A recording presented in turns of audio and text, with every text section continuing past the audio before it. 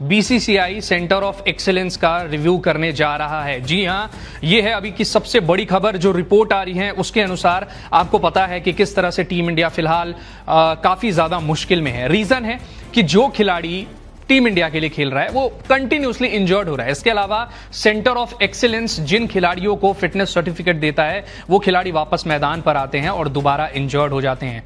ऐसे में अब लगातार सवाल उठ रहे हैं कि आखिर सेंटर ऑफ एक्सीलेंस में क्या दिक्कतें आ रही हैं, क्यों खिलाड़ी इतनी जल्दी इंजर्ड हो रहे हैं। बिकॉज कुछ महीने पहले अगर देखें तो ऐसा नहीं होता था, लेकिन अब चूंकि गौतम गंभीर और शुभमन गिल से हर मामले में जवाब मांगा जा रहा है, तो आप सोचिए कि एक पूल है, सेलेक्टर्स कुछ खिलाड़ियों को चुनते हैं, वो गौतम गंभीर और शुभमन गिल के पास जाते हैं, उसके बाद उनमें से बेस्ट खिलाड़ियों को प्लेइंग 11 में उतारकर मैच खिलाया जाता है। लेकिन अब अगर आपके पास बेस्ट खिलाड़ी ही नहीं है तो इसका जवाब कौन देगा? क्या आपको जो ऑप्शंस है उन्हीं में से खिलाना पड़ेगा और शायद आपको तैयारी भी वही करानी पड़ेगी। सबसे बड़े एग्जाम्पल इसमें जसप्रीत बुमराह हैं, जो अब श्रीलंका दौरे से बाहर हो चुके हैं और अब उनकी जगह आकिब नबी ने ले ली है। लेकिन बुमराह अगर रहते तो आपको पता है एक एक्सपीरियंस बॉलर जो है वो टीम इंडिया के लिए कितना अहम है, और आकिब नबी अब नए हैं, उन्हें काफी कुछ सीखना भी है। हालांकि डोमेस्टिक में वो एक बड़े गेंदबाज है, लेकिन इंटरनेशनल लेवल पर क्या करते हैं वो वक्त बताएगा। हालांकि अब सेंटर ऑफ एक्सीलेंस को लेकर लगातार सवाल उठ रहे हैं, बिकॉज आपको भी पता है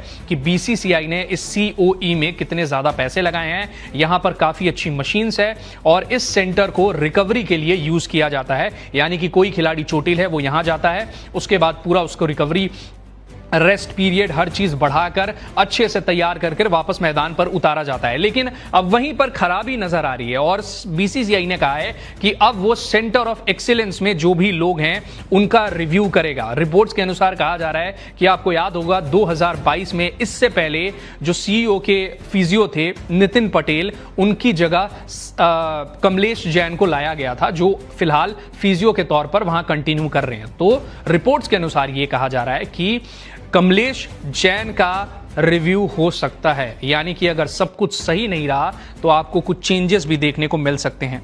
अब मैं आपको उन खिलाड़ियों की लिस्ट बता दे रहा हूं, ये लिस्ट तो कम ही है लेकिन इसमें और भी ज्यादा खिलाड़ियों का नाम है जो चोटिल हैं।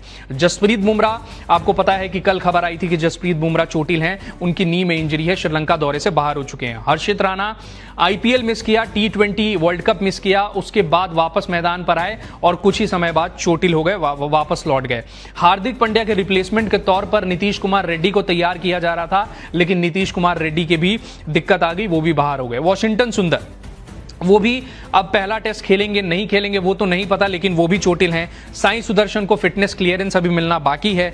अब इसका जो असर हो रहा है वो गौतम गंभीर और शुभमन गिल पर हो रहा है, और दोनों के दोनों माना जा रहा है कि थोड़े बहुत नाराज भी हैं। बिकॉज आपको याद होगा कि इंग्लैंड टूर पर जब खत्म हुआ था 3rd ODI, उस ड्यूरिंग बुमराह को लेकर एक क्वेश्चन पूछा गया था, मतलब संकेत के तौर पर ही पूछा गया था कि आप क्या खुश है कि जिस तरह से इंजरीज हो रही हैं, मतलब आप जो बाकी प्लेयर्स हैं उनके परफॉर्मेंस से खुश हैं, और नुकसान कितना है अगर आपका कोई एक्सपीरियंस प्लेयर आउट होता है। तो शुभमन गिल ने कहा था कि देखिए अगर कोई गेंदबाज सिर्फ 80% फिट है और कुछ ओवर डालने के बाद बाहर हो जाएगा तो पूरी तरह से टीम का जो कॉम्बिनेशन है वो बिगड़ जाता है। इसलिए टीम को अपनी फिटनेस और बेहतरीन करनी होगी, ये शुभमन गिल ने कहा था। और इशारों इशारों में उनका यह भी कहना था कि देखिए अगर सब कुछ सही नहीं रहा तो हमारे लिए 2027 वर्ल्ड कप बहुत मुश्किल हो सकता है।